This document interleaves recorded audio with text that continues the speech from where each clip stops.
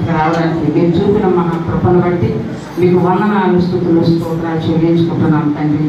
నాయన నా ప్రభు, నా నాయన ప్రభు, నా తండ్రి రాత్రికాల సమయం ప్రభు నవంబర్ 25వ తారీఖు నాయన అడ్వెంట్లో మొదటి రోజు ప్రభు మీ పాదల చెంత కూడుకుంటకు సజీవులంగా ఆయుష్మంతులుగా మమ్మల్ని మీ పాదల చెంత కూర్చినందుకు మీకు వందనాలు అయ్యా, స్తోత్రాలు నాయన ప్రభు. నా తండ్రి నేను స్తుతించడానికి, మిమ్మల్ని మహిమపరచడానికి మీరు ఇచ్చిన గొప్ప తరుణమును బట్టి వందనాలు తండ్రి.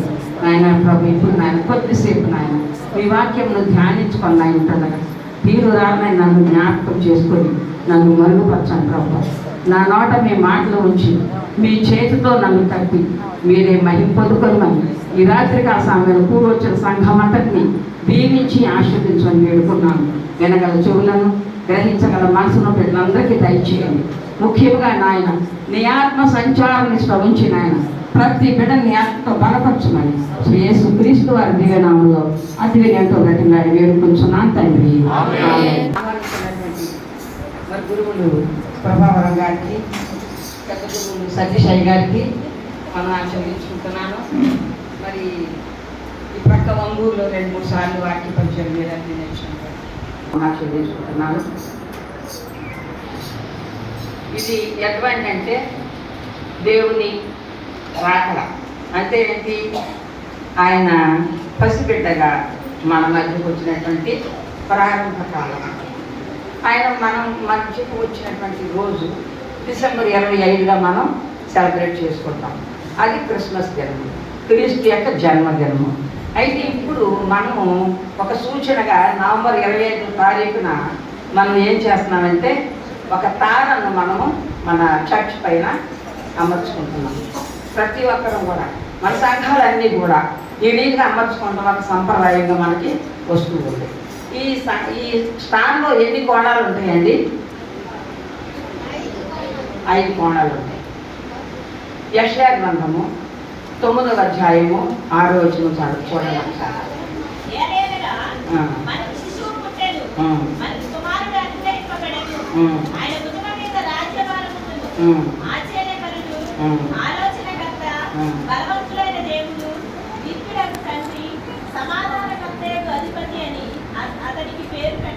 అవును సార్, 5 కోణాలు ఉన్నాయి మనకి స్టార్లో. 5 కోణాలకి కూడా ఈ 5 మాటల్ని నేను జ్ఞాపకం చేసుకోవడానికి ప్రయత్నం చేస్తున్నాను. అయితే ఒక్క కోణం మీద నేను కేంద్రీకరిస్తాను. మొదటి ఏమన్నాడు? ఆశ్చర్యకరుడు అన్నాడు. తర్వాత 2 ఆలోచనకర్త, బలవంతుడైన దేవుడు, నిత్యుడకు తండ్రి, సమాధానకర్తయగు అధిపతి. నేను 5వ మాటని ఈరోజు మనందరం ఫోకస్ చేసి మాట్లాడుకుందాం అనేటువంటి ఆలోచనతో వచ్చాను మీ మధ్యకు. సమాధానం. సమాధానం అంటే ఏంటండి? ఒకరికొకరము ఎలా ఉండాలా?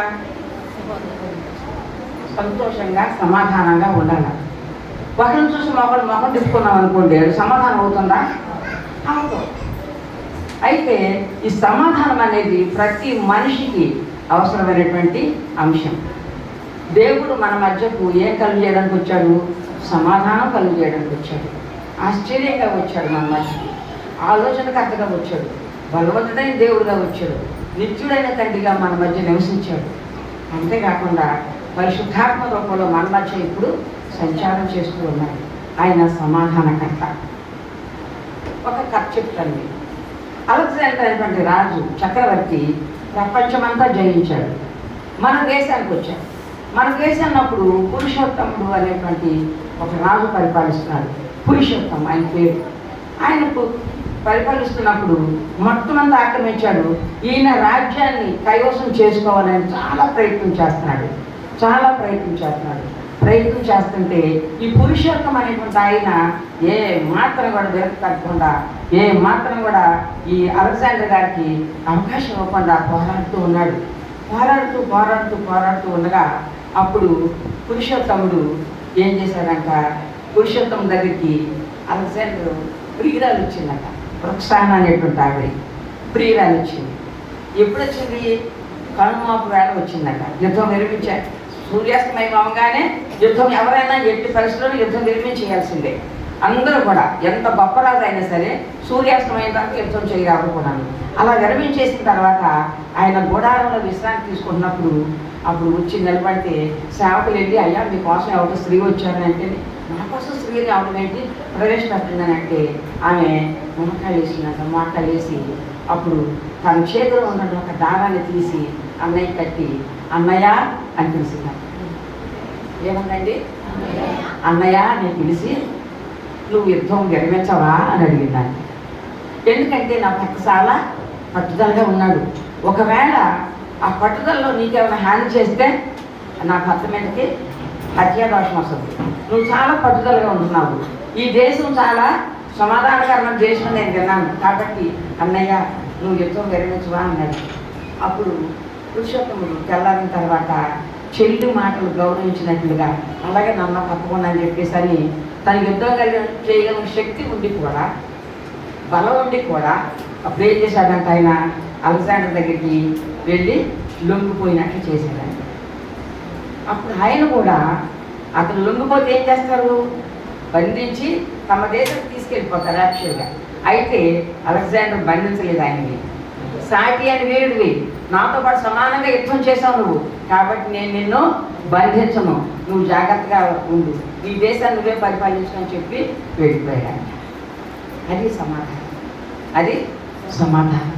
పురుషోత్తముడు మంచి యుద్ధ వీరుడు, ఏమాత్రం కూడా అవకాశం ఇవ్వట్లేదు శత్రువుకి. అప్పుడు రుక్సాన అనేటువంటి స్త్రీ తన ప్రియునికి హాని కలుపుకునేట్లుగా వచ్చి తన ప్రియుడు తన కాబోయే భర్త తరపున సమాధానపడింది. అలాగే మనం కూడా మన ఇళ్లలో మన కుటుంబాల్లో ఏమైనా చిన్న పొరపాట్లు వచ్చినప్పుడు ఏం చేయాలండి, మనం పాపం ఉంటాం, అది సహజం, మానవ సహజం. అది ఎవరైనంటే మహామహులకే పెద్ద పాపాలు వస్తాయి. అయితే ఎక్కువసేపు మన పాపం ఉండకూడదు. ప్రభు ఏం చెప్తున్నాడు, ఆ సూర్యాస్తమయం వరకు మీ పాపం ఉండకూడదు అని చెప్తున్నాడు.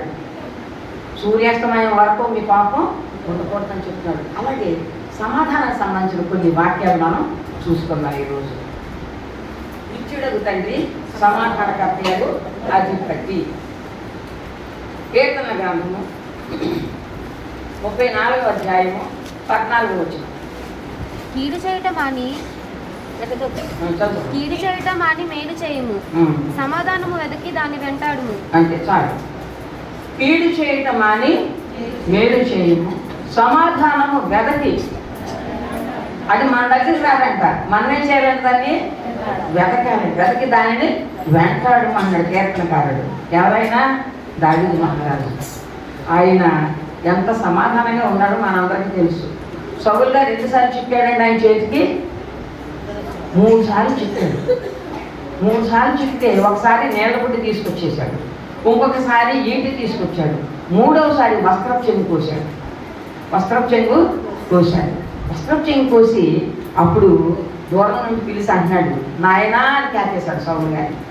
నాయనా అని కేకేసి అప్పుడు ఏమన్నాడంట, నాయనా నువ్వు నా చేతికి చిక్కావు కానీ నేను నిన్ను చంపలేదు, ఎందుకంటే నువ్వు దేవుని చేత అభిషేకం పొందావు, నిన్ను చంపడానికి నాకు అధికారం లేదు, నీ ప్రాణం మీద దేవుని ఒక్కరికే అధికారం ఉంది, కాబట్టి నేను నీతో సమాధాన పడడానికి నేను ప్రయత్నం చేస్తున్నాను, కానీ నువ్వు నన్ను మిన్నల్ని తరిగినట్టుగా తరుగుతున్నావు. నేను ఎంతటి వాడనయ్యా నీ చేతులు, నీ కళ్ళ నుండి నేను ఎంతటి వాడను, నీ ఎదురుగుండా నేను పెరిగినట్టు వాడిని. నేను 12 సంవత్సరాల ప్రాయంలో ఉన్నప్పుడు నేను నీ దగ్గరికి నాకు తీసుకొచ్చావు, నువ్వు నీకు అపవాది పట్టినప్పుడు నేను వీణ వాయించడానికి నన్ను తీసుకొచ్చినప్పుడు నేను అది వాయించగానే అపవాది నుంచి వెళ్ళిపోయేది. అటువంటి బిడ్డను నువ్వు ఎందుకయ్యా తరుగుతున్నావు, నీవు నాకు చేతికి చిక్కినా కూడా నేను నిన్ను చంపలేస్తున్నా, ఎందుకంటే నువ్వు దేవుని బిడ్డను. కాబట్టి మనము అభిషిక్త జోలికి వెళ్ళకూడదు, గురువులను మనము తోలనాడకూడదు. మనకు బాగా అలవాటు, ఏదైనా చిన్న కష్టం వచ్చినట్టు సార్ ఇష్టం వచ్చినట్టు మాట్లాడేస్తాం. గురువులను కూడా ఏమాత్రం కూడా సంశయించాం, కానీ అనకూడదుమా అంటే ఏమవుతుందండి, మనం శాపగ్రస్తులు అవుతాం. గురువులను ఒక మాట అంటే ఏమవుతుంది, మనం శాపగ్రస్తులు అవుతాం. కాబట్టి గురువులను ఎప్పుడు కూడా మనం తోలనాడకూడదు, కోపగించకూడదు, వాళ్ళ ఎలా మనం కీడు తలపెట్టకూడదు. కాబట్టి దావీదు మహారాజు ఎంతో శాంతిగా సమాధానంగా సౌల్యుడు ప్రవర్తించినప్పటికీ కూడా ఆయన మాత్రం ఇతన్ని తరుగుతూనే ఉన్నాడు. చివరికి ఏమయ్యాడంటే అనాథ మరణం పొందాడు. కానీ దావీదు మహారాజు నిత్యము వర్ధిల్లుచు నీటి కాలులు ఇవ్వడం నాటబడదాయి ఆకువాడకు తన కాళ్ళ మందు పరమ చెట్టు వల్ల ఆయన వర్ధిల్లినట్లుగా మనం దేవుని వాక్యంలో చూస్తున్నాం. దావీదు మహారాజు అంత శాంతి సమాధానంతో ఉన్నటువంటి ఆయన. అలాగే ఇంకొక వాక్యం చూసుకున్నాం. అది ఎక్కువసేపు చెప్పాలండి, ఎందుకంటే రాత్రి కాలం కదా, అందరికి ఆకలి వస్తుంది, నిద్ర వస్తూ ఉంటుంది.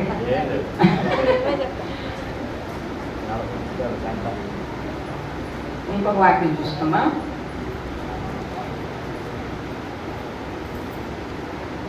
ఇర్మియా గ్రంథము 29వ అధ్యాయం 11వ వచనం.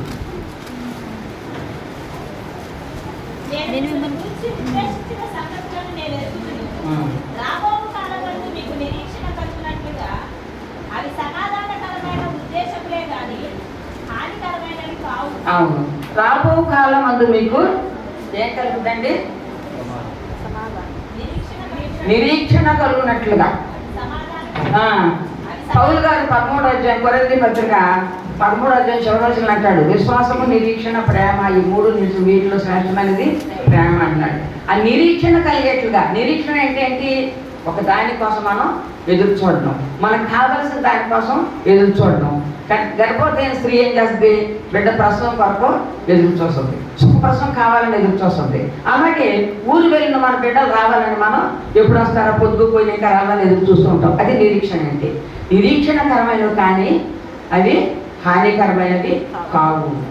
సమాధానకరమైన సంగతులు మీకు తెలియజేస్తానని చెప్పి మీద ప్రాప్తి చెప్తున్నాడు. అలాగే లూకా సువార్తలో 79వ వచనంలో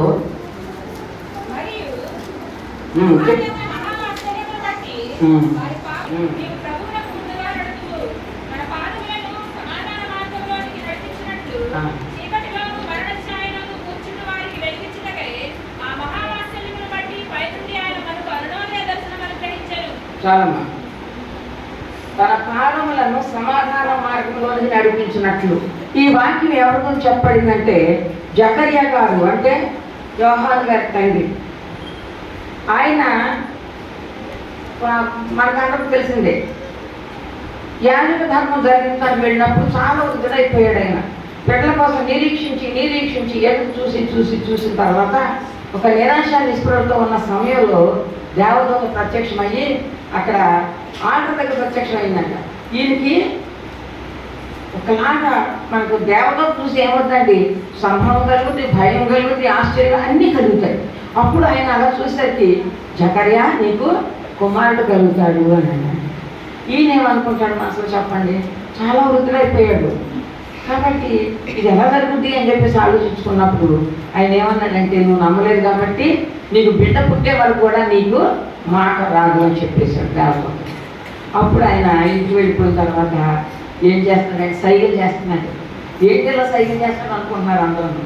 తర్వాత గ్రహింపు వచ్చింది, అంటే దేవదూత దేవుడు ప్రత్యక్షమైంది ఈయనకి, అందుకే మాట పోయింది. ఆశ్చర్యంతో భయంతో అని అనుకున్న తర్వాత ఏమైందంటే, కొడుకు పుట్టిన తర్వాత ఇశ్రాయేలుకి ఒక ఆనవాయితీ ఏంటంటే తండ్రి పేరు తాత పేరు పెట్టడం అలవాటు అన్నమాట. అలాగే ఈయన పేరు జకర్యా అని పెడదామనుకునేసరికి ఆయన కాదు అని చెప్పేసి పలకటమ్మని చెప్పాడంట. పలకటమ్మని చెప్పి ఆ పలక మీద యోహాను అని రాశారు. యోహాను అనేటువంటి మాట ఎవరు చెప్పారు? దేవదూత ద్వారా ఆ పుట్టబోయే శిశువుకి పేరు పెట్టబడింది. ఆయన గురించి ఎప్పుడైతే యోహానాను రాశాడో అతని 4 నరాలు సడలి ఒక ప్రవచనాలు, ఒక పద్యమే అని చెప్పొచ్చు. దీన్ని ఏమన్నట్టు 27వ వచనం 47వ వచనం నుంచి చివరి వరకు కూడా ఆయన చెప్పింది ఒక ప్రవచనమే. ఏం చెప్పాడంటే తన కుమారుడు చేయబోయేటువంటి పరిచర్యను బట్టి ఆయన అక్కడ ప్రవచించినట్టుగా మనం చూస్తూ ఉన్నాం. ఏమన్నాడంటే మన పాదములను సమాధాన మార్గంలో నడిపించినట్టు. మన పాదాలు అంటే ఏమని చెప్పారైనా? దేవుని కొరకు మార్గం సిద్ధపరచడానికైనా బయలుదేరి వచ్చాడు. బయలుదేరి వచ్చి ఏమంటున్నాడు? నేను అరణ్యంలో కేకేసే శబ్దాన్ని, నేను దేవునికి మార్గాన్ని సిద్ధపడటానికి వచ్చాను కానీ నేను దేవుని కుమారుని కాదు అని చక్కగా ఒప్పుకొని చెప్పాడు. నీ పాదాలు ఎక్కడ నడిపిస్తాయి అంట, సమాధాన మార్గంలోకి ప్రజలు నడిపించడానికి నువ్వు వస్తావు నాయన అని చెప్పేసి మనకు తెలియకుండా నేను దేవుడు ఇచ్చినటువంటి జ్ఞానం చొప్పున ఆయన ప్రవచనం చెప్పినట్టుగా మనం చూస్తూ ఉన్నాం. అది సమాధానకరమైన పాదాలు, సమాధానమైన మార్గంలోకి మనల్ని నడిపించడానికి ఆ రోజుల్లో మరి యోహాను గారిని గురించినటువంటి ప్రవచనాన్ని మనం ఇప్పుడు చదువుకున్నాం. అదే రీతిగా మరొక వాక్యం చదువుకున్నాం.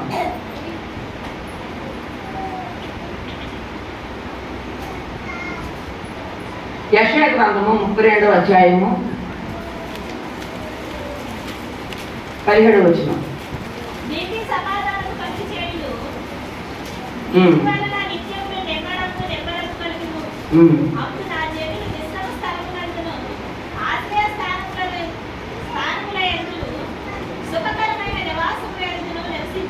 చాలా నీతి సమాధానం కలిగి చేస్తానని చెప్పి అంటున్నాడు. ఇక్కడ ప్రజలకు కావాల్సినటువంటి నీతిని సమాధానం కలిగి చేస్తానంటూ భయంకరమైన పరిస్థితుల నుంచి మీకు సమాధానం కలుగుదని చెప్తూ ఏమన్నాడంటే నీతి సమాధానం కలుగు చేసేటువంటి విధానంలో మీరు జీవిస్తారని చెప్పేసి యెషయా గారు ప్రవచన వాక్యాన్ని అక్కడ చెప్తూ ఉన్నాడు. ఓకే, ప్రసంగిలో ఒక్క వాక్యం 3:8.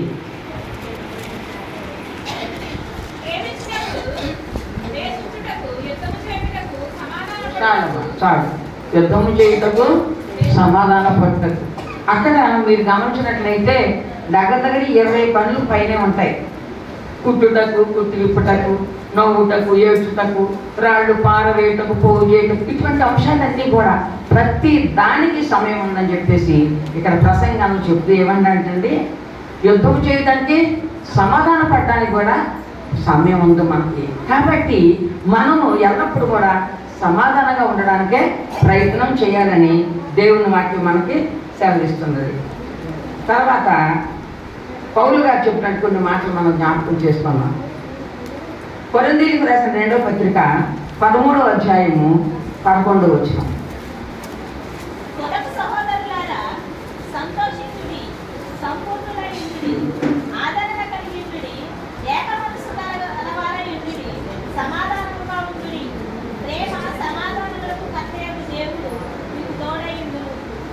ఆమె ఏమంటాడండి ఇక్కడ 5 మాటలు మనం సెలవిస్తున్నాడు. ఎలా ఉండమంటున్నాడండి? సంపూర్ణులైండుడి, ఆదరణ కలిగిండుడి, ఏక మనసు కలిగించుడి, సమాధానంగా ఉండుడి. అప్పుడు ప్రేమ సమాధానంలో కర్త దేవుడు మీకు తోడేయుడు. 5 అంశాలు మనకి చెప్తున్నాడు. ఎలా ఉండమంటున్నాడు? సంతోషంగా ఉండమంటున్నాడు, సంపూర్ణంగా ఉండమంటున్నాడు, ఆదరణ కలిగి ఉండమంటున్నాడు, ఏక మనసు కలిగి ఉండమంటున్నాడు. అంటే ఐకమత్యంతో ఉండాలి. ఇది కూడా సమాధానానికే గుర్తు. సంపూర్ణంగా ఉండడం, ఏక మనసు కలిగి ఉండడం, సంతోషంగా ఉండడం, అందరితోటి మనము ఈ రోజుల్లో సమాధానంగా సంతోషంగా ఉండాల్సినటువంటి రోజులు, సమాధానకరమైనటువంటి రోజులు. ఈ రోజే కాదండి, ఈ నెల రోజులే కాదు. యాక్చువల్గా మనం బ్రతుకున్న కాలం ఎలా ఉండాలండి? సంతోషంగా సమాధానంగా ఉండాలి. మనం కోపపడవు కానీ పాపం చేయొద్దు అన్నాడు ప్రభు వారు. కోపపడడు కానీ పాపం చేయదు అన్నాడు. మనం పాపం ఉండొచ్చు, ఆ కోపం ఎంతసేపు ఉండాలి? కొద్దిసేపు ఉండాలి. మా తోడుకోవడం కొన్నిసార్లు కోపగించుకుంటాం, తోడుకోవడం కదండి. ఒకరి పాపం అనుకుంటాం కదా, అక్క చెల్లెమైనా తోడుకోవడమైనా అనుకున్నా సరే మళ్ళీ కాసేపటికల్లా మా తోడుకోవడం కానీ నేను కానీ ఎవరైనా సరే మా ముగ్గురు ఎవరో ఒకరు ముందుకు వెళ్ళిపోయి నలుగురు తోడుకోవడం, అయితే ముగ్గురు ఒక చోట ఉండేవాళ్ళని. నేనైనా సరే మా తోడుకోవడం, మా అక్క అయినా సరే మా చెల్లి అయినా సరే ఎవరో ఒకరు ముందు వెళ్ళిపోయేవాళ్ళని. వెళ్ళిపోయి అక్క ఏముందండి, ఏదో పంక నా ఇంట్లో జీలకర్ర ఉన్నా సరే అక్క జీలకర్ర ఉందా అనుకుంటూ వెళ్ళేదండి. ఎస్, వెల్లుల్లిపోయినా సరే అక్క వెల్లుల్లిపోయి ఉందా అనుకుంటూ వెళ్ళేదండి. ఎందుకనంటే ఆ కోపడితే మనకి ఏముందండి, బాగోదు, మన మనసు పిండేసినట్లు ఉంటుంది. మరి మీరు అనుభవించే ఉంటారు, అందరం అనుభవిస్తాం. ఎందుకంటే భర్త మీద కోపం వస్తుంది, పిల్లల మీద కోపం వస్తుంది, ఇరుగు పొరుగు మీద కోపం వస్తుంది. అనవసరంగా మా పిల్లల్ని ఏమన్నా ఒక మాట అంటే చెడ్డ కోపం వచ్చేస్తుంది. ఏం చేస్తామంటే మనం ఏమంటున్నాం మనకే తెలియదు, అంత వివక్షలమై తిట్టేస్తాం వాళ్ళని. అయినప్పుడు కూడా ఆ కోపాన్ని మనం ఏం చేయాలంటే తగ్గించుకోవాలి. సమాధానంగా ఉండాలి. అప్పుడే మన ఆత్మలకు క్షేమం కలుగుతుంది, మన శరీరానికి క్షేమం కలుగుతుంది. లేకపోతే మన మనసు సంతోషంగా ఉండదు, మన శరీరం ఆరోగ్యంగా ఉండదు.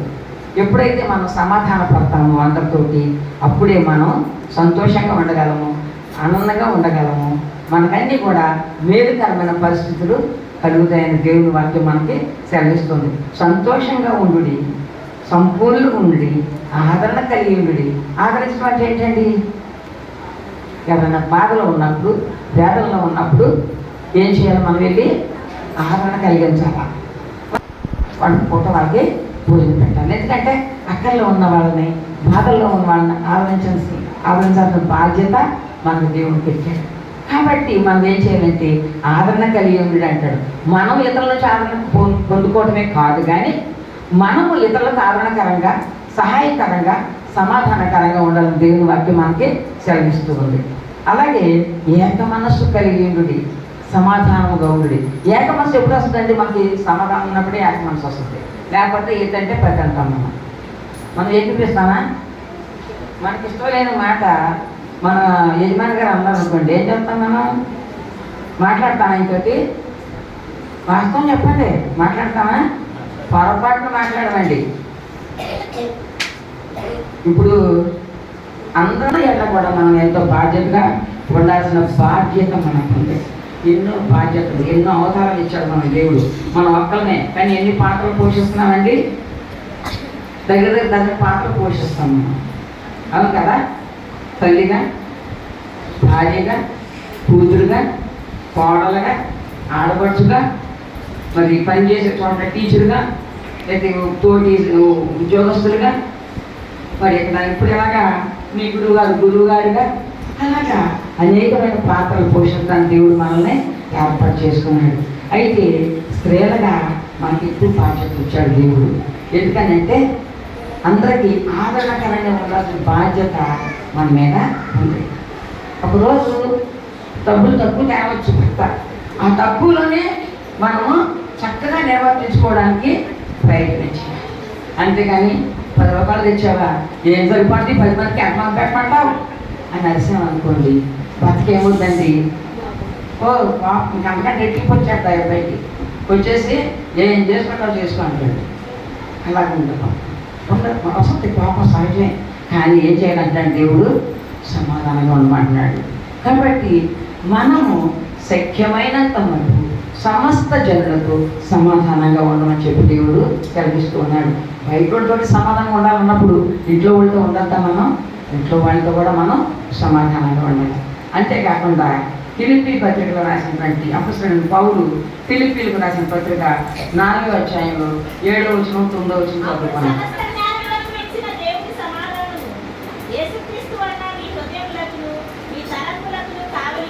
9 కూడా చదవండి.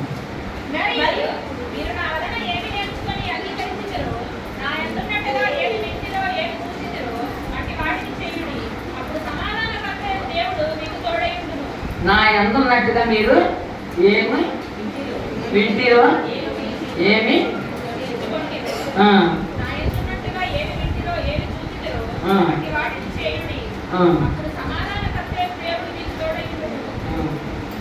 సమాధానం కట్టని దేవుడు మీకు తోడైందని అంటాడు.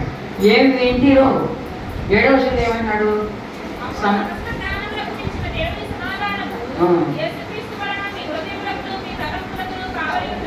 పైన కొంచెం 6వ వచనం చూసినట్లయితే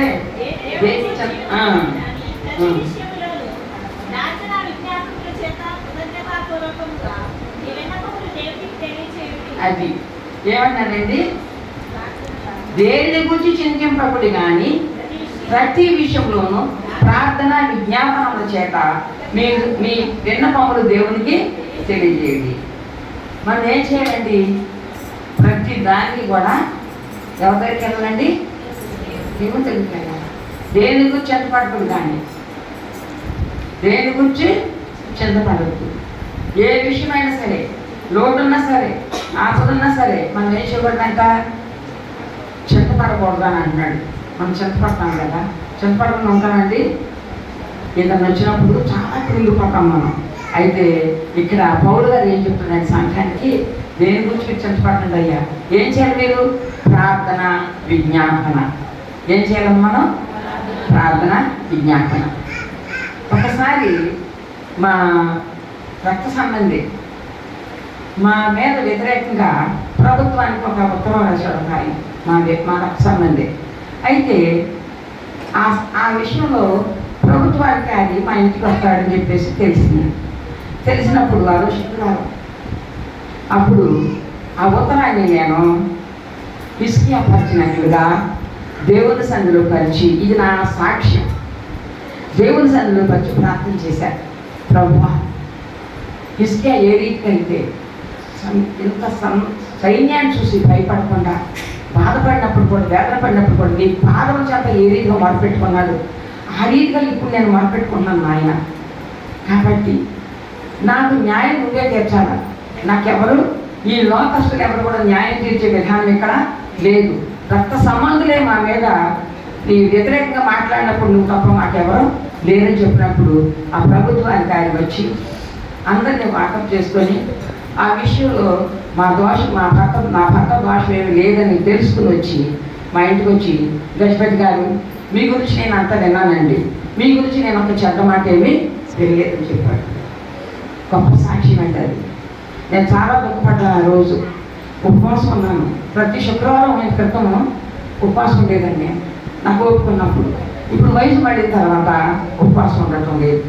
కానీ ఉపవాస ప్రార్థన ఎంత బలంగా పనిచేస్తుందంటే శత్రువులను సహా మిత్రులుగా చేసేటువంటి శక్తి ఉపవాస ప్రార్థన ఉంది. అప్పుడు ఆయన తనంతట తానే వచ్చి వాకప్ చేసుకొని మీ దోషమే లేదు, మీ తప్పేం లేదని చెప్పినప్పుడు ఎంత హృదయం అంటే ఎంత తేలిగ్గా ఉందంటే, అప్పుడు మళ్ళీ వెంటనే వచ్చి నేను ఆయన అక్కడ మాట్లాడుతున్నాడు, మళ్ళీ ఇక్కడ మోకరించి ఎక్కడైతే నేను మొరపెట్టుకున్నాను అక్కడికి వచ్చి మళ్ళీ మోకరించి ప్రార్థన చేసుకుని దేవుడికి స్తుతులు చెల్లించాను. ఎందుకనంటే సమాధానకర్త దేవుడు ఆయన మనసులో సమాధానాన్ని కలుగు చేశాడు. ఒక ప్రభుత్వ ఉద్యోగి మీద వ్యతిరేకంగా వచ్చినట్లయితే, అదే కనుక ఏమన్నా తేడాగా మరొకరు చెప్పినట్లయితే ఏమైపోతుంది? అది ఆ ఉద్యోగానికి హాని వాటిల్లుంది. కానీ దేవుడు, నా దేవుడు, మన దేవుడు అలాగా హాని చేసే దేవుడు కాదు. మనకి సంతోషాన్ని ఇవ్వడానికి వచ్చాడు ఆయన, సమాధానాన్ని ఇవ్వడానికి వచ్చాడు, మనందరినీ కూడా తన రెక్కల చాటును దాయడానికి వచ్చాడు, మనకు కావలసిన రెక్కలు తీర్చడానికి ఆయన వచ్చాడు. కాబట్టి ఆ రోజు నేను ఎంతో సంతోషం పడ్డాను. మరి నా సేవమైతులు కూడా నేను సాక్ష్యం చెప్పుకున్నాను. అలాగే నా కుమార్తెకి కూడా ఒకసారి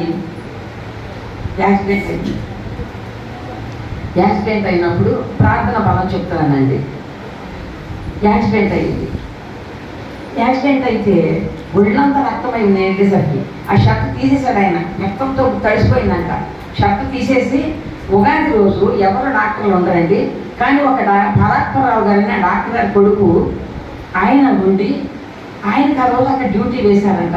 దేవుని కృప చూడండి, మంచి డాక్టర్ ఆయన వెంటనే క్లీన్ చేసి అంత చేస్తారు. మేము వెళ్ళిన తర్వాత అమ్మ హెల్త్ హాస్పిటల్కి తీసుకెళ్ళండి బిడ్డనని చెప్పాను. చెప్పిన తర్వాత నేను తీసుకెళ్తున్నాను. అంబులెన్స్లో నేను డ్రైవర్ పక్కన కూర్చున్నాను, వెనక నా కొడుకున్నాడు. మా బావగారు అబ్బాయి, మా మధ్య గారు అబ్బాయి, వీళ్ళందరూ కూడా మా అబ్బాయి ఫ్రెండ్ మా అబ్బాయి దగ్గర ఉన్నారు. వెనక తిరిగి చూస్తున్నానండి. వాడికి ఊపిరి ఆడుతుందా లేదా, ఛార్జీ కొట్టుకుంటుందా లేదా అని చూసుకుంటూ ఉన్నాను. నేను చూసుకుంటూ ప్రార్థన చేసుకుంటూ వెళ్తుంటే ఒక అద్భుతాన్ని నేను చూశాను. అక్కడ చెరకు తోట ఏదో తగలు పెడుతున్నారు. ఒక పొగ ఆకాశంలో వచ్చిందండి.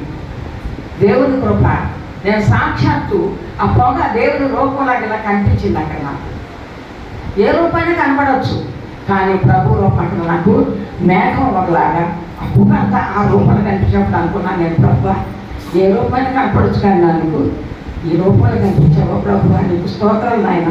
నా బిడ్డను సజీవుడిగా ఆయుష్మంతుడిగా శుక్రవారం నాటికల్లా నా బిడ్డను డిశ్చార్జ్ చేస్తే ఆ సాయంత్రం ఈవినింగ్ ప్రేయర్ నేను ఖచ్చితంగా సాక్షి చెప్పుకున్నాను ప్రభు అని చెప్పి నేను ప్రార్థన చేసుకున్నాను. ఖచ్చితంగా ఫ్రైడే మార్నింగ్ కల్లా 11 కల్లా నా కొడుకుని డిశ్చార్జ్ చేశారు. సాయంత్రం వచ్చి నేను సాక్ష్యం చెప్పుకున్నాను. కాబట్టి మన జీవితాల్లో ఆయన ఎన్నో మేలులు ఎన్నో ఉపకారాలు, ఎన్నో ఆశీర్వాదాలు మనకి సిద్ధం చేసి ఉంచాడు. కానీ అవి ఒక్కొక్కసారి ఏం చేస్తామంటే మన కోపం చేత, మన వేదన చేత పట్టించుకోకుండా నిర్లక్ష్యం చేయడం వల్ల కొన్ని దేవుళ్ళు మనం పోగొట్టుకుంటాం. కాబట్టి దేవుడు ఏం చెప్పాడంటే ఎలా ఉండాలండి? మనం సమాధానంగా ఉండాలా. సమాధానకర్త దేవుడు అని, ఆశ్చర్యకరుడు, ఆలోచనకర్త, బలవంతుడు దేవుడు, నిత్యుడకు తండ్రి, సమాధానకర్తయగు అధిపతి అని ఆయన పేరు పెట్టబడిందని యెషయా గ్రంథం 9వ అధ్యాయం 6వ వచనంలో ప్రవచనం మనకి చెప్పబడింది. అలాగే సమాధాన వచనం చూద్దాం. 3వ అధ్యాయము 15వ వచనం.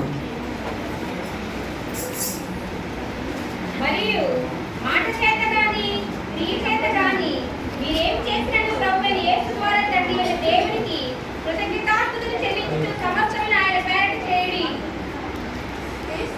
3:15 కదా? ఎస్, క్రీస్తు అనుగ్రహించు సమాధానము మీ హృదయములలో ఏలుచుండనిది. క్రీస్తు అనుగ్రహించు సమాధానము. ఆయన ఏంటండి? సమాధానకర్త. సమాధానకర్తకు అది. కాబట్టి ఆయన అనుగ్రహించే సమాధానం ఎలా ఉండాలంటే మన హృదయములలో ఏలుచుండనీయుడి. సమాధానం మన హృదయంలో ఏలుచుండాలంటే ఏలడం అంటే ఏంటి? పరిపాలించడం. సమాధానకర్తకి దేవుడు ఆయన ఇచ్చే సమాధానం అంట మన హృదయాల్లో పరిపాలన చేయాలంట. అంటే మన హృదయాల్లో ఏముండాలండి?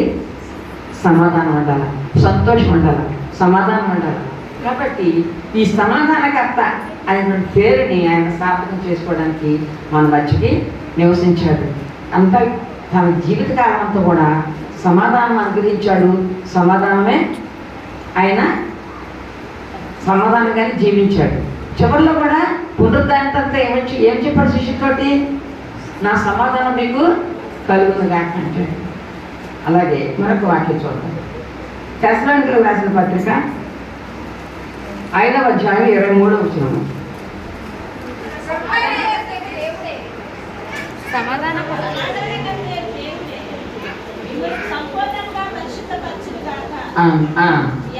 చాలమ్మా. సమాధానకర్తకు దేవుడి మిమ్మను సంపూర్ణముగా పరిశుద్ధపరచునుగాక. ఏం చేస్తాడండి? పరిశుద్ధపరుస్తాడు. మళ్ళొకసారి మనం ఈరోజు రివైజ్ చేసుకున్నాం. సంపూర్ణంగా పరిశుద్ధపరచును అంటే మనల్ని ఎలా పరిశుద్ధపరుస్తాడు? ముడత కానీ, దాగు కానీ, కళంకం కానీ ఏమీ లేకుండా మనల్ని సంపూర్ణంగా పూర్తిగా పరిశుద్ధపరిచేటువంటి శక్తి మన దేవుని పక్కనకే ఉందని చెప్పేసి దేవుని వాక్యం సెలవిస్తూ ఉంది. అలాగే తెస్సలోనికీయులకు రాసిన 2వ పత్రిక 3వ వచనం.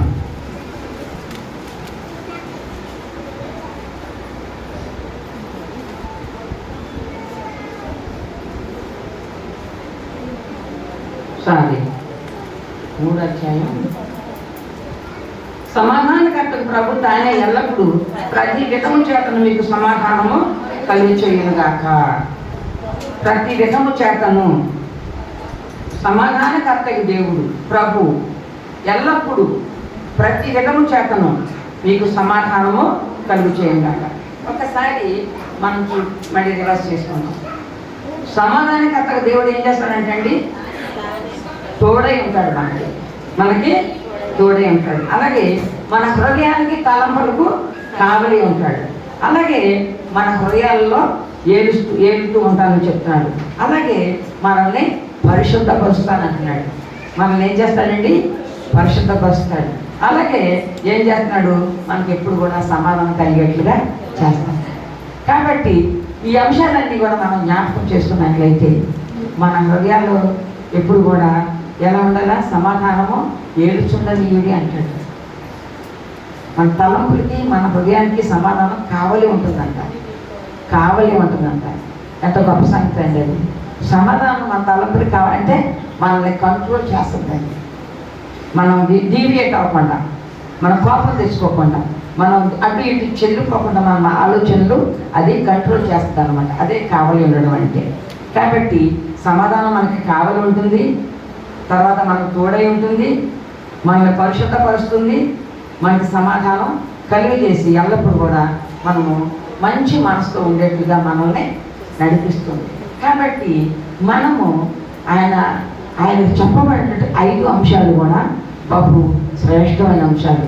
ఆశ్చర్యకరుడు, ఆలోచనకర్త, బలవంతుడు దేవుడు, నిధుడైన తండ్రి, సమాధానకర్త అధిపతి అనేటువంటి ఒక 5 కోణాలు, మన స్టార్లో ఉన్న 5 కోణాలు కూడా ఆయన 5 లక్షణాలకి ప్రతిబింబాలుగా మనం జ్ఞాపకం చేసుకోవచ్చు. కాబట్టి మనము శక్యమైనంత మటుకు సమస్త జనులతో సమాధానం కలిగి ఉండి అంటాడు. ఆత్మఫలం ఉందండి. ఆత్మఫలంలో ఎన్ని ఉన్నాయంటే తొనలు. ఆత్మఫలంలో 8 తొనలు ఉన్నాయి. ఆత్మఫలములు కాకుండా అక్కడ మీరు గమనించండి, ఆత్మఫలము అని ఉంటుంది. ఎన్ని ఉన్నాయండి ఫలాలు? అందులో సమాధానానికి తొనందా లేదా? ఉంది. సంతోషము, సమాధానము, దీర్ఘశాంతము, దయాళత్వము, మంచితనము, విశ్వాసము, కాంక్షము, ఆశ. ఇవన్నీ ఈ 9 తొనల్లో ఈ సమాధానం తొన కూడా ఉంది. కాబట్టి ఆది నుంచి కూడా దేవుడు మనకి సమాధానం ఇవ్వడానికి, మనతో సమాధానంగా ఉండడానికి ప్రయత్నం చేస్తూ ఉన్నాడు. మనం కూడా ఆ సమాధానాన్ని గుర్తుపెట్టుకోవాలి. ఆయన ఇచ్చే సమాధానాన్ని మనం దానికోసం ఎదురు చూడాలి. మనం ఆ సమాధానాన్ని తీసుకొని మన హృదయంలో ఉంచుకోవాలి. సాతానుడు వస్తాడు, మనల్ని కలిపి చేస్తాడు. అటు ఇటు మనలో సమాధానం లేకుండా అనిశ్చితి కలిగేట్లుగా చేస్తాడు. మనం స్థిరంగా ఉండలేము. అయినప్పుడు కూడా దేవుని కృప చేత, దేవుని శక్తి చేత ఆ గలిబిలంతా కూడా జయించేటువంటి శక్తి ఎవరికి ఉందండి? దేవునికి ఒక్కడికే ఉంది. కాబట్టి ఆయన ఇచ్చేటువంటి సమాధానాన్ని బట్టి మనం మన హృదయాన్ని నిబ్బరపరచుకోవాలి, ధైర్యపరచుకోవాలి. అప్పుడు మన ఇంట్లో ఏ పని అయినా సరే సులభంగా నెరవేరడానికి అవకాశం కలిగింది. ఎందుకనంటే ప్రతి విషయం కూడా, భర్త విషయంలో కానివ్వండి, బిడ్డల విషయంలో కానివ్వండి, మనకి ఏ చిన్న షాప్ వచ్చా సరే మనం ఎక్కడికి వెళ్ళాలంటే దేవుడు పాసానికి వెళ్ళాలి. అప్పుడు మా పెద్ద ముందు ఒక వచనం పాడి, ఎక్కువ పనులు ఉన్నప్పుడే ఎక్కువ ప్రార్థన చేయవలను, ఎక్కువ పనిలో ఎక్కువ భాగం అక్కడ అప్పుడే సఫలమగును, ఏకాంత స్థలము కోరుము, దేవుని ప్రార్థింప ఏకాంత స్థలము కోరుము. ఎక్కువ పనులు ఉన్నప్పుడు మనం ఏం చేయాలంట? ఎక్కువ ప్రార్థన చేయాలంట. మనం ఏం చేస్తాం పనులు ఉన్నప్పుడు? అబ్బో లేదు, అయ్యో కారం లేదు, అయ్యో అందరూ చేస్తున్నారు, ఇంకా ఏం చేయాలి, చాలా పనులు ఇలాంటి హడవులు పడతాం. కానీ అక్కడ ఆయనే చెప్తున్నాడంటే ఎక్కువ ప్రార్థన చేయమ్మా, నువ్వు ఈ పనులన్నీ అలాగే అయిపోతాయని చెప్తున్నాడు. కాబట్టి గృహిణులమైన మనకు ప్రార్థన అవసరం ఎంతో ఉంది. మనకు శాంతి సమాధానం కలిగజేసేది ప్రార్థనే, నెమ్మది కలిగజేసేది ప్రార్థనే, గలిబిలు తొలగించేది ప్రార్థనే, సమాధానాన్ని నింపేది ప్రార్థనే. కాబట్టి సమాధానకర్తగా అధిపతిని మనం ఏం చేయాలండి? ప్రార్థించుకుంటూ ఆయన నుండి శాంతిని సమాధానాన్ని పొందుకోవాలి. అప్పుడు మన కుటుంబంలో శాంతి సమాధానం ఉంటుంది, సంతోషం ఉంటుంది. దాంతోపాటు 8 తొనలు వచ్చి చేస్తాయి. సమాధానం తొనలు మనం ఎప్పుడైతే మనం ఇష్టపడ్డామో అప్పుడు అన్ని తొనలు కూడా వచ్చి మన దగ్గర చేస్తాయి. కాబట్టి మనము ఎప్పుడు కూడా, ముఖ్యంగా స్త్రీలకు చెప్తాను నేను, పురుషులు అనేక మంది పనుల మీద బయటికి వెళ్తూ ఉంటారు. పురుషుల్లో కూడా భక్తి పనులు చాలా మంది మోకరించి ప్రార్థన చేసే వాళ్ళు ఉంటారు, కానీ తక్కువ. కానీ మనకి బాధ్యత, ప్రార్థన చేయడం ఏంటంటే బాధ్యత. చిన్నపిల్లలైనా పెద్దోళ్ళమైనా సరే మనం ఏం చేయాలంటే మన పిల్లలకి మనం ప్రార్థన నేర్పుకోవాలా. ఎప్పటి నుంచి నేర్పుకోవాలా? బాల్యం నుంచి. నీ బాల్యదినంలో ఏంటంటే ప్రసంగంలో 12 నీ బాల్యదినంలో ఏంటి? నీ సృష్టికర్తను స్మరణ తెచ్చుకోను. దుర్దినం రాకముందే, వీటికి అందు నాకు సంతోషం లేదని చెప్పలేని కూడా రాకముందే నీ సృష్టికర్త యెహోవా నువ్వు స్మరణ తెచ్చుకో. ఎంతమంది మనం కూర్చోబెట్టుకుని మన బిడ్డలకు మనం దేవుని భయం నేర్పుకుంటున్నాము, అప్పుడు మన కుటుంబాల్లో శాంతి సమాధానం కష్టంగా ఉంటుంది. ఎందుకంటే బాల్యం నుంచి వాడు దేవుని భయభక్తుల్లో పెరిగాడు కాబట్టి ఆ బిడ్డ మార్గంలోంచి ఇటు అటు వెళ్ళడు. ఎప్పుడైతే మన బిడ్డలు మనం పట్టించుకోమో పిల్లలు ఏమవుతారండి? డీవియేట్ అయిపోతారు, అటు ఇటు వెళ్ళిపోతారు, చెదిరిపోతారు. కాబట్టి అటువంటి స్థితిగతులు మన బిడ్డకు రాకూడదంటే మనం ఏం చేయాలంటే శాంతి సమాధానాలతో ఉండాలి, సంతోషంతో ఉండాలి. మన బిడ్డల్ని మనం ఉదయకాలంలోనూ, చేతనైతే ఉదయకాలం, లేదు మన పిల్లలు ఆలస్యంగా లేస్తారంటే సాయంకాలం అయినా సరే వాళ్ళు వచ్చేంత దాకా ఉండి కనీసం ఒక పావుగంట మన బిడ్డని ప్రార్థన నడిపించడానికి మనం ప్రయత్నం చేయాలి. అప్పుడు ఏముందంటే వాళ్ళ జీవితాలు దేవుని అందు భయభక్తులతోటి ఇటు అటు తొలగకుండా ఉంటాయనేటువంటి దేవుని వాక్యం మనకి సెలవిస్తూ ఉంది. ఆమె ఏం చేసింది? ప్రభు వారు ఎన్ని సంవత్సరాలకు వెళ్ళారండి ఆలయంలోనూ? ఎన్ని సంవత్సరాలకు వెళ్ళాడు ఆలయంలోనూ? ఆలయంలో శాస్త్రులతో తర్కిస్తున్నాడంట ఆయన. ఎన్ని సంవత్సరాలప్పుడు? 12 సంవత్సరాలప్పుడు. పిల్లలైనా పెద్దనైనా పిల్లలకే, ఎందుకంటే 12 years టీనేజ్ ఇంకా దాటలేదు ఆయన. అప్పుడు ఆయన ఏం చేసినట్ట? శాస్త్రులతో పరిసయులతో తర్కిస్తున్నారు. ఆ తర్కం అనేటువంటి ఆ ధర్మశాస్త్ర సారం అనేటువంటి ఆయనకి ఎక్కడి నుంచి వచ్చింది? బాల్యం నుంచి తల్లిదండ్రుల యొక్క బోధ చేత, తల్లిదండ్రుల యొక్క నడిపింపు చేత. మరి కనీసం ఒక వాక్యం అన్నా సరే మన పిల్లలతో కనుక పట్టించగలుగుతున్నామా? పట్టించడం లేదు. ఎందుకంటే మనకి శ్రద్ధ తక్కువ, దైవ భయం తక్కువ. ఎందుకంటే ఇహలోక జంజాటంలో మనం మునిగి తేలుతా ఉన్నాం. కానీ మనకి దినములు చాలా చెడ్డవి అని చెప్తున్నాడు పౌలు గారు. ఏం చెప్తున్నానంటే, దినములు చాలా చెడ్డవి కనుక సమయంలో పోనీయక సద్వినియోగం చేసుకున్నాడు అంటాడు. కాబట్టి ఆ సద్వినియోగం ఎలా చేసుకుంటామంటే ప్రార్థన ద్వారా చేసుకోవడమే. మనము మా పిల్లల దగ్గర కూర్చోబెట్టుకొని ప్రార్థన చేసుకోవాలి. నేను సిఎస్ఐ చర్చ్, క్రైస్ట్ చర్చ్ ఏలూరులో నేను ఒక మెంబర్ని. మీ గురువుగారు కూడా అక్కడ మెంబరే. ఆయన సంగత నేను సామాన్యురాలని. అయితే మా పెద్దలుడు గారు మిలిటరీలో పనిచేసి రిటైర్ అయ్యి వచ్చారు. అంటే చిన్న వయసు అయింది. అయితే ఒక సర్వీస్ ఉంది, 20 years 25 years వరకు ఉంటుంది వాళ్ళకి. అది అయిపోయిన తర్వాత వచ్చారు. తర్వాత మా పెద్ద అమ్మాయి టీచర్, BSc BEd టీచర్. మా అబ్బాయి సాఫ్ట్వేర్, బెంగళూరులో. మా అబ్బాయి మా వాళ్ళిద్దరు కూడా సాఫ్ట్వేర్ జాబ్ చేస్తున్నారు. వాళ్ళకి ఒక కొడుకు. మా పెద్ద అమ్మాయికి 2 కుమారులు. వాళ్ళు ఉద్యోగ అన్వేషణలో ఉన్నారు. మరి మీరు కొంచెం ప్రార్థన చేసినట్టు మా మనల్ని కూడా జ్ఞాపకం చేసుకోండి.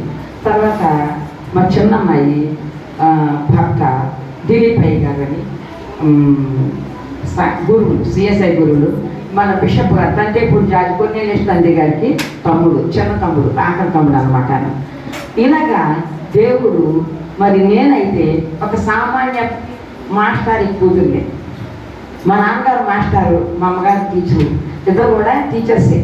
అంత సామాన్య కుటుంబంలో వచ్చిన నన్ను దేవుడు హెచ్చించి ఈరోజు మీ అందరి మధ్య నిలబడడానికి నాకు కృప చూపించాడు. కాబట్టి మనము ఏ రీతిగా ఉన్నప్పుడు కూడా ఆయన దృష్టికి యుక్తంగా ఉన్నట్లయితే, ఆయన దృష్టికి ప్రీతిపాత్రంగా మనం ప్రవర్తనట్లయితే ఖచ్చితంగా పెంటకునుడి పేదలను పైకెత్తేటువంటి తండ్రి. కాబట్టి ఖచ్చితంగా మనం ఆయన పైకి లేవనెత్తాడు. ముగ్గురు బిడ్డలు కూడా దేవుడు ఆశీర్వదించాడు.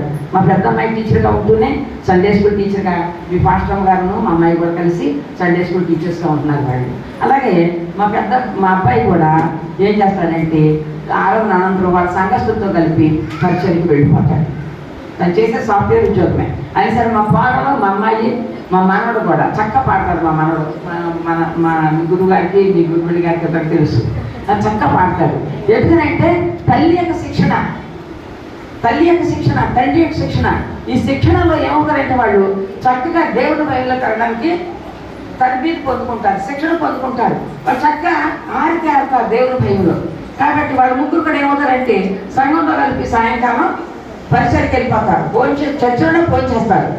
భోజనం చేసుకుని కట్టించట్టే వాళ్ళందరూ కూడాను పరిసరికి వెళ్ళిపోతారు. కాబట్టి దేవుని కృపను బట్టి డైరెక్ట్గా ఇండైరెక్ట్గా నా బిడ్డల ముగ్గురు కూడా దేవుడు పరిచయంలో ఉంటాను. దేవుడు కృప చూపించాడు. ఎందుకనంటే అదంతా ఉచితమైన కృప. ఆయన ఉచితమైన కృప చొప్పుననే మనకు మునిగి కలిగినాము, చెల్లించున్నామని పౌలు గారు చెప్తున్నారు. కాబట్టి ఆయన కృపకు మనం పాత్రలుగా ఉండాలంటే ఆయన సమాధానాన్ని గడిపి దాన్ని వెంటాడాలన్నాడు కీర్తనకారుడు. ఏమంటాడండి? వెంటాడడం అంటే ఏంటి? వెనక పరిగెట్టమని అర్థం. అది అందిందాక దాని వెనక మనం తిరగాలన్నమాట. ఏదందిందాక? సమాధానం వెతుకు అంటాడు ఆయన. కీర్తనకారుడు 34:11 ఏమన్నాడు? సమాధానం కలిగి దాన్ని వెంటాడమంటే ఎంత శ్రద్ధ ఉండాలో సమాధానం కలిగినటువంటి విషయాన్ని మనం జ్ఞాపకం చేసుకున్నాం. కాబట్టి మరొకసారి చెప్పుకున్నాం. ఆశ్చర్యకరుడు, ఆలోచనకర్త, బలవంతుడు దేవుడు, నిత్యుడు తండ్రి, సమాధానకర్తగా అధిపతి మనందరినీ మన కృపలో కాపాడి సంరక్షించి క్రిస్మస్ రోజులే కాదు మన బ్రతుకులన్నింట తన కృపాక్షామను వెంట వచ్చేట్లు మనము కాపాడి సంరక్షించుగాక. అందరికి వందనాలండి.